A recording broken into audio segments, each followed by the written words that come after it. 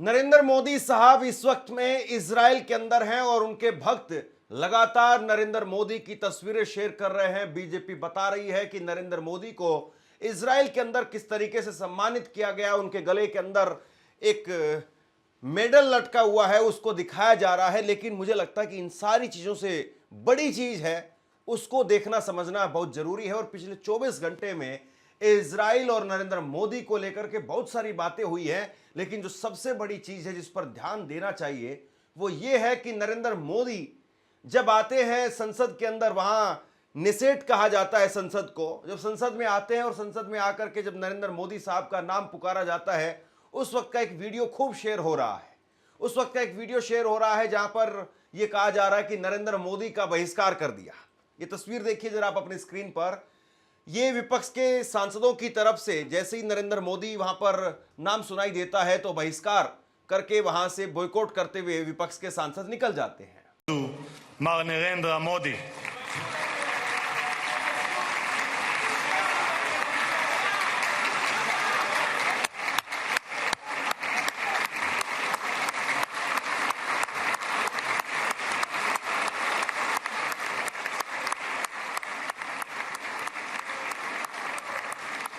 अब देखिए सबसे बड़ी बात क्या है, सबसे बड़ी बात यह है कि ये जो बॉयकॉट हुआ है ये नरेंद्र मोदी का नहीं हुआ है। बहुत सारे लोग इसको लिख रहे हैं कि नरेंद्र मोदी का बॉयकॉट कर दिया, लेकिन मैं आपको बता रहा हूं ये नरेंद्र मोदी का बॉयकॉट नहीं किया गया है, बल्कि नेतन्याहू ने वहां के सुप्रीम कोर्ट के प्रेसिडेंट को नहीं बुलाया था।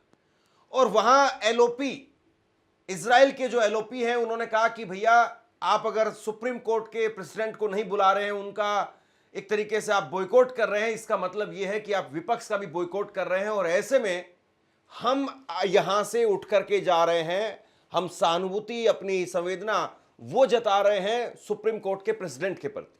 तो यहां पर जो बॉयकॉट हुआ वो नरेंद्र मोदी के लिए नहीं हुआ, बल्कि वहां के सुप्रीम कोर्ट के प्रेसिडेंट के लिए किया गया। लेकिन बड़ी बात क्या है, और अक्सर मैं कहता हूं कि कई बार खबरें जो आपको बताई जाती हैं, जो आपको दिखाई जाती हैं, खबरें वही नहीं होती है, खबरें होती हैं बिटवीन द लाइन। और बिटवीन द लाइन सबसे बड़ी चीज यह है कि जो इजराइल में हुआ, अगर वो भारत में होता तो जरा सोचिए कि इस वक्त में मीडिया में किस तरह का माहौल होता। जरा सोचिए कि अगर डोनाल्ड ट्रंप भारत में आते हैं और भारत में आकर के वो देश की संसद को संबोधित करने के लिए जाते हैं, और डोनाल्ड ट्रंप के संबोधन के समय पर अगर राहुल गांधी समेत पूरा विपक्ष अगर बॉयकॉट कर दे, तो यहां पर विपक्ष के सांसदों को सूली पर यहां की गोदी मीडिया लटका देगी। यहां पर सत्ताधारी पार्टी के लोग, उनके समर्थक, उनके प्रवक्ता वो गाली दे दे करके कि मोदी जी के सम्मान में विपक्ष को जो है वो सम्मान हजम नहीं हुआ, या मोदी के सामने विपक्ष जो है वो घबरा रहा है, या विपक्ष ने भारत की धज्जियां उड़ा दी, विपक्ष ने भारत को बदनाम कर दिया, विपक्ष ने भारत को ये कर दिया, विपक्ष ने भारत को वो कर दिया। इस तरह के तमाम जो है वो आपके सामने तर्क रखे जाते, कुतर्क रखे जाते कि देखो विपक्ष जो है वो नरेंद्र मोदी का सम्मान हजम नहीं कर पा रहा, इसलिए बेइज्जती करवा दी। और मुझे लगता है कि इसको समझने के लिए आपको बहुत दूर जाने की जरूरत नहीं है। सिर्फ एक हफ्ते पहले एआई समिट होती है, और एआई समिट के अंदर कांग्रेस की तरफ से एक विरोध प्रदर्शन वहां पर किया गया, और जिसको लेकर के करीब दर्जन भर लोगों की गिरफ्तारी हो गई है, और लगातार दिल्ली पुलिस दबिश दे रही है। लेकिन आप सोचिए जरा,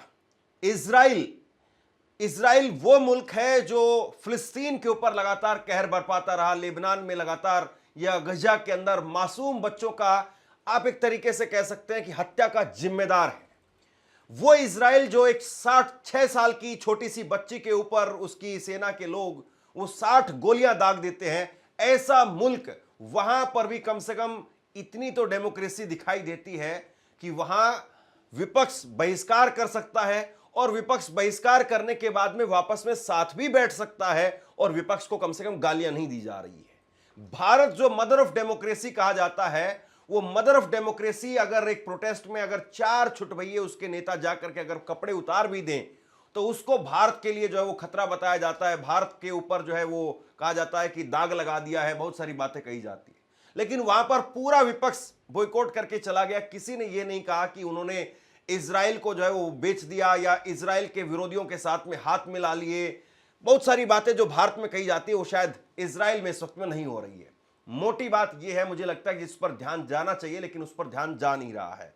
और दूसरी बड़ी बात यह कि कांग्रेस की तरफ से भी इस तरह की वीडियो शेयर की जा रही है। कहा जा रहा है कि भैया नरेंद्र मोदी वहां पर उनकी जुबान तुतला गई, या नरेंद्र मोदी ने वहां पर बोला गया इजराइल वो फादरलैंड है, इंडिया वो मदरलैंड है। अब देखिए बड़ी बात यह है कि नरेंद्र मोदी जो दुनिया भर के एक तरीके से आप ये कहिए कि अपने आप को सबसे बड़े नेता बताते हैं, बीजेपी के लोग कहते हुए नहीं थकते हैं कि हर मुल्क में जाकर के नरेंद्र मोदी को सम्मानित किया जाता है। यहां पर आईटी सेल और बीजेपी के चाटुकार पत्रकार वो बता रहे हैं कि देखो फलस्तीन के अंदर भी सबसे बड़ा सम्मान वो नरेंद्र मोदी को मिला और इजराइल के अंदर भी सबसे बड़ा सम्मान वो नरेंद्र मोदी को मिला। हालांकि ये सम्मान नरेंद्र मोदी का है या फिर ये सीधे सीधे हथियारों का सौदा करने के लिए सम्मान दिया गया है, ये बहुत बड़ा सवाल है। लेकिन मुझे लगता है कि इससे भी बड़ा सवाल ये है कि आपने जब उस मंच पर बोलना शुरू किया, यानी नरेंद्र मोदी साहब ने जब उस मंच पर बोलना शुरू किया, तो क्या ईरान के लिए, फलस्तीन के लिए, अरब मुल्कों के लिए एक भी बात आप कह पाए? आपके पास में एक बड़ा मौका था और आप दुनिया को दिखा सकते थे कि आप एक बड़े मुल्क के न केवल प्रधानमंत्री हैं बल्कि बड़ी सोच वाले, बड़े दिल वाले प्रधानमंत्री भी हैं। क्या प्रधानमंत्री नरेंद्र मोदी वहां पर खड़े होकर के ये कहते कि आप गजा के अंदर जिस तरीके से कहर बरपा रहे हैं, जिस तरीके से आपने गजा के अंदर पिछले कुछ सालों में 70,000 लोगों को मार दिया और उसमें 50,000 आम शहरी हैं, उनको आपने मार दिया, जिसमें मासूम बच्चे हैं, जिसमें गर्भवती महिलाएं हैं, जिसमें छोटी छोटी बच्चियां हैं, जिनको आपने मार दिया, तो क्या यह सम्मान नरेंद्र मोदी को मिलता? सवाल यह है। लेकिन नरेंद्र मोदी साहब ये सारी बातें नहीं कह पाए। नरेंद्र मोदी के पास में एक बड़ा मौका था, बड़ा मंच था और दुनिया भर को एक बड़ा मैसेज देने का भी मंच था। आप डोनाल्ड ट्रंप को नहीं बोल पाए, लेकिन कम से कम इजराइल की धरती पर खड़े होकर के इजराइल को तो सबक सिखाया ही जा सकता था। लेकिन नरेंद्र मोदी साहब वो नहीं कर पाए। नरेंद्र मोदी ने वहां पर जाकर के अपना रिश्ता इजराइल के साथ में जोड़ लिया, जैसे वो हर बार जोड़ते हैं कि पंजाब में गए तो पंजाबी हो गए, अरुणाचल प्रदेश में गए हैं तो अरुणाचल प्रदेश के हो गए, सिक्किम में गए तो सिक्किम के हो गए, और कश्मीर में जाते हैं तो कश्मीर के साथ, हरियाणा में गए तो हरियाणा के साथ। ऐसे ही वो अलग अलग मुल्कों के साथ भी करते हैं। चीन की बात करते हैं तो चीन के साथ में अपना संबंध जोड़ देते हैं, चीन के साथ में अपने गांव को जोड़ देते हैं। अब इजराइल के साथ में अपने आप को वहां पर जोड़ते हुए दिखाई दिए। नरेंद्र मोदी ने कहा कि मेरा जन्म उसी दिन हुआ था जिस दिन भारत ने इजराइल को आधिकारिक मान्यता दी थी, 17 सितंबर 1950 को। नरेंद्र मोदी के स्पीच लिखने वाले जितने भी राइटर हैं, उनको यही सब काम बच गया है कि इतनी हल्की बातें जो है वो लिख करके दो और वहां पर तालियां बजने लगेगी कि देखो जिस दिन आपका जन्म हुआ उसी दिन मेरा जन्म हुआ, यानी मैं और आप एक साथ बढ़ रहे हैं। लेकिन बात यह है कि साहब ये बात आपको 9 साल पहले याद नहीं आई थी? 9 साल पहले नरेंद्र मोदी भारत के पहले प्रधानमंत्री थे जो इजराइल गए। इससे पहले कोई प्रधानमंत्री इजराइल नहीं गया। और दूसरी बात यह है कि आप इजराइल में अब उस वक्त में गए हैं जब एप्स्टीन फाइल्स को लेकर के आपकी नस दबी हुई है। एप्स्टीन फाइल्स को लेकर के विपक्ष आपके ऊपर हमलावर है। ना केवल एप्स्टीन फाइल्स का मसला इस वक्त में चल रहा है, बल्कि अमेरिका के साथ में जिस तरह की खटपट है या रसिया के साथ में जिस तरीके से रिश्ते इस वक्त में नरम गरम दिखाई देते हैं। और सबसे बड़ी बात यह है कि ईरान इस वक्त में युद्ध की कगार पर है। हमारा एक मित्र, हमारा एक दोस्त, वो युद्ध की कगार पर है।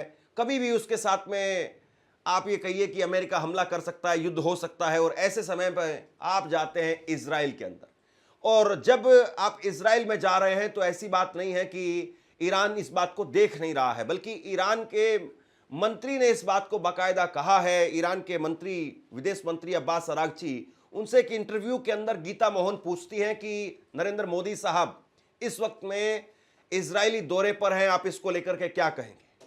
तो उनकी तरफ से जो जवाब आया, वो जवाब अगर बीजेपी के लोग सुनेंगे तो उनको अच्छा नहीं लगेगा। लेकिन सच्चाई यही है कि जिस तरीके से नरेंद्र मोदी इस यात्रा पर गए हैं, नरेंद्र मोदी ने एक तरीके से बहुत दूरियां बढ़ा दी हैं। अब ना जाने इसका आने वाले वक्त में किस तरीके से क्या कुछ जवाब देखने को मिलेगा, और नरेंद्र मोदी क्या ईरान के साथ में अपने रिश्ते उतने बेहतर कर पाएंगे जो एक वक्त में हमारे साथ में थे। जब कश्मीर को का मसला हो, चाहे ऑपरेशन सिंदूर का मसला हो, ईरान हमारे साथ में खड़ा हुआ दिखाई देता था। ईरान के विदेश मंत्री वो कहते हैं कि अगर मैं सच कहूं तो मुझे अच्छा नहीं लगा। ये ईरान के विदेश मंत्री की तरफ से जो है जवाब आता है। हालांकि उन्होंने जवाब थोड़ा सा लंबा दिया और डिप्लोमेटिक तरीके से वो नरेंद्र मोदी पर, भारत पर बोलते हुए बहुत कुछ कह गए। और सबसे बड़ी बात यह है कि उन्होंने एक दुखती रग पर भी हाथ रख दिया और कहा कि नरेंद्र मोदी की सरकार, जिन्होंने इस बार के बजट में, यानी 20 दिन पहले जो बजट आया, उस बजट के अंदर आपने चाबार पोर्ट को लेकर के कोई राशि इस बार आवंटित नहीं की। इसका मतलब यह है कि भारत और ईरान के बीच में जो एक रिश्ता था, बड़ा रिश्ता था, या भारत और ईरान के बीच में जो एक संभावना दिखाई देती थी, उस संभावना पर भी आपने ना केवल ब्रेक लगा दिए बल्कि फुल स्टॉप लगाने का काम आप करते हुए दिखाई दे रहे हैं। बड़ी बात यह है कि ईरान जो हमारा साझेदार मुल्क रहा है, और ईरान ने भी बैठ करके रात को टीवी पर नरेंद्र मोदी का भाषण जरूर देखा होगा, और नरेंद्र मोदी जब बोल रहे थे तो उन्होंने अमेरिका ने गजा पहल जो की है उसको लेकर के जरूर बोला, लेकिन उसके साथ साथ वो कहते हैं कि किसी भी तरीके से आम शहरी लोगों का कत्ल किया जाना उसको बर्दाश्त नहीं किया जा सकता है। वो हमास को लेकर के बोल रहे थे कि हमास के लोगों ने जिस तरीके से आम इजरायली लोगों को निशाना बनाया, इसको लेकर के नरेंद्र मोदी साहब कहते हैं कि दुनिया भर के किसी भी जगह पर, किसी भी मुल्क के अंदर अगर इस तरह का हमला होता है तो उसकी निंदा की जानी चाहिए। लेकिन नरेंद्र मोदी साहब अगर यहां पर सिर्फ एक लाइन और कह जाते कि गजा के अंदर जो कुछ हो रहा है उसको भी बर्दाश्त नहीं किया जा सकता, सिर्फ वो इतनी लाइन भी अगर बोल देते तो काम चल जाता। लेकिन नरेंद्र मोदी इतनी लाइन भी नहीं बोल पाए, यानी गजा के लिए इतना सा स्टैंड भी वो नहीं ले पाए, जबकि दुनिया भर में इस बात को लेकर के इजराइल की लगातार थुथु होती है कि कैसे इजराइल ने गजा के अंदर न केवल नरसंहार किया है बल्कि छोटे छोटे बच्चों को कैसे मौत के घाट उतार दिया, और मानवीय पहल भी जहां पर पहुंचाई जाती है तो मानवीय पहल भी इजराइल पहुंचाने नहीं देता। यानी जो ट्रक अलग अलग मुल्कों से भेजे जाते हैं राशन के, राहत सामग्री के, उन ट्रकों को भी आप बॉर्डर्स पर खड़ा रखते हैं ताकि वो राहत सामग्री या राशन वो भी खराब हो जाए। तो इजराइल का जो चेहरा है वो पूरी दुनिया के सामने है, और पूरी दुनिया वो इजराइल के चेहरे को बखूबी जानती है। लेकिन नरेंद्र मोदी साहब कल एक बड़ा मौका वो चूक गए, और सबसे बड़ी बात यह है कि अब्बास अरागची उन्होंने सीधे तौर पर आप ये कह सकते हैं कि आंखें दिखाई है और ये बतलाने का काम किया है कि नरेंद्र मोदी साहब, उनके पास में एक बड़ा मौका है और नरेंद्र मोदी वो जाकर के इजराइल को समझा सकते थे, और नरेंद्र मोदी से हम ज्यादा उम्मीद कर रहे थे। इशारों ही इशारों में वो सारी बातें कहते हुए चले गए। चाबार पोर्ट प्रोजेक्ट के लिए इस साल कोई फंड नहीं देने पर भारत के फैसले पर भी अब्बास अरागची ने निराशा जताई। अरागची ने प्रधानमंत्री नरेंद्र मोदी के एक बयान का जिक्र किया जिसमें उन्होंने चाबार पोर्ट को एक गोल्डन गेट बताया था जो हिंद महासागर के इलाके को मध्य एशिया और फिर यूरोप से जोड़ता है। ईरानी विदेश मंत्री ने कहा कि यह बहुत ही रणनीतिक पोर्ट है। चाबार पोर्ट के शाहिदी बेस्टी टर्मिनल पर भारत के ऑपरेशन के भविष्य को लेकर के आशंकाएं जताई जाने लगी हैं। पोर्ट का संचालन करने वाली भारत की सरकारी company India parts global limited ने पिछले साल अचानक ऑपरेशन बंद कर दिया। बाद में फर्म में काम करने वाले भारतीय अधिकारियों ने इस्तीफा दे दिया। अरागची ने पीएम मोदी से फिलिस्तीन का मुद्दा उठाने की अपील की। उन्होंने कहा कि मुझे उम्मीद है कि पीएम मोदी इजराइल में रहते हुए फिलिस्तीनियों और उनके अधिकारों पर सवाल भी करेंगे, बात भी करेंगे। अरागची ने आरोप लगाया कि गाजा में इजराइल की कार्रवाई नरसंहार के बराबर है और कहा कि तेहरान ऐसे शासन के साथ में जुड़ना सही नहीं समझता है। यही लाइन सबसे भारी है कि तेहरान ऐसे शासन के साथ में जुड़ना सही नहीं समझता है। अरागची ने कहा कि दुर्भाग्य से इजराइल ने पूरे गाजा को तबाह कर दिया है। 75,000 लोग मारे गए हैं। यह कोई दावा नहीं है, यह एक सच्चाई है जिसे लगभग सभी अंतर्राष्ट्रीय संस्थाओं ने कंफर्म किया है। पीएम मोदी ने बुधवार को इजराइल की संसद नेसेट में कहा कि आतंकवाद चाहे कहीं के हो, यह हर जगह शांति के लिए खतरा है। आपसे कुछ कहना चाहता हूं। आज के वक्त में पत्रकारिता करना कितना मुश्किल काम है, लेकिन अगर ऐसे में भी कोई आपकी खबर दिखा रहा है, कोई आपके मुद्दे पर बात कर रहा है, तो आपको भी उसका साथ देना चाहिए। अगर आपको लगता है कि मेरी पत्रकारिता सही है, मैं आपके लिए आपकी खबर वो दिखा रहा हूं, तो ऐसे में आप मेरा सहयोग कीजिए। आप इस वीडियो को जब लाइक करेंगे तो लाइक के साथ में ही एक थैंक्स का बटन आपको दिखाई देगा। उस थैंक्स के बटन पर आप क्लिक कीजिए और जो भी सहयोग राशि दे सकते हैं वो दीजिए। दूसरा, आप चैनल को ज्वाइन कर सकते हैं और चैनल को ज्वाइन करके भी मुझे मदद कर सकते हैं। तो नरेंद्र मोदी साहब इशारों ही इशारों में भी अगर बोल जाते तो कम से कम एक मैसेज ईरान को भी चला जाता और ईरान को भी लगता कि नहीं, नरेंद्र मोदी, भारत अभी भी हमारे साथ में है। लेकिन जिस तरीके से उनकी चुप्पी दिखाई दी और केवल बात इस बात की हो रही है कि देखो तुम्हारे और हमारे कपड़े एक जैसे हैं, या बात इस बात की हो रही है कि देखो हम भी तुम्हारे स्वागत के लिए या डिनर के लिए तुम्हारे जैसे कपड़े पहन करके आए हैं। कपड़ों पर, कुर्सी पर और झप्पी किसने ली, इस बात पर चर्चा हो रही है। लेकिन ईरान जो हमारा एक बड़ा साझेदार मुल्क है, उसके साथ में हमारे रिश्ते कैसे होंगे, किस तरीके के होंगे, इस बात को लेकर के कोई बात नहीं हो रही है। और बड़ी बात यह है कि क्या अब भारत ने तय कर लिया है कि वो ईरान और रूस की बजाय अब आने वाले वक्त में अमेरिका और इजराइल के साथ में अपने रिश्तों को आगे बढ़ाता हुआ दिखाई देगा। दूसरी बड़ी बात यह है कि अमेरिका और इजराइल दो ऐसे दोस्त हैं, जो दोस्त हैं या नहीं है इस बारे में पता नहीं चल पाता है। और इजराइल के लिए एक ही बात कही जाती है कि इजराइल को दुनिया भर में किसी से कोई खास मतलब नहीं है, उसको अपने हथियार बेचने से, सॉफ्टवेयर बेचने से ही मतलब है। या पेगासस जिस तरीके से भारत में बेचा गया या भारत की सरकार ने मना कर दिया उस वक्त में, लेकिन जो बातें निकल करके सामने आई उसने कहीं ना कहीं इजराइल में प्रधानमंत्री नरेंद्र मोदी की यात्रा को लेकर के तब भी सवाल खड़े कर दिए थे जब 2017 में पहली बार प्रधानमंत्री के तौर पर गए थे। और अब जब एप्स्टीन फाइल्स में नरेंद्र मोदी साहब का जिक्र आता है कि नरेंद्र मोदी वहां पर जाकर के नाचे और गाए और उनके मंत्रियों का जिक्र आ रहा है, तो बहुत सारे लोग सोशल मीडिया पर बहुत सारी बातें कह रहे हैं। लेकिन सबसे बड़ी बात तो यही है कि नरेंद्र मोदी साहब अगर वहां पर इस वक्त में गए हैं तो क्या सिर्फ और सिर्फ वहां पर हंसी ठिठोली और यही सब कुछ होगा, और ठोस बातें या ठोस चीजें, मुद्दे की बात वो होगी ही नहीं? बड़ा सवाल ये है। शेयर कीजिए इस खबर को, और आप क्या सोचते हैं नीचे कमेंट बॉक्स में लिख करके जरूर बताइए। धन्यवाद।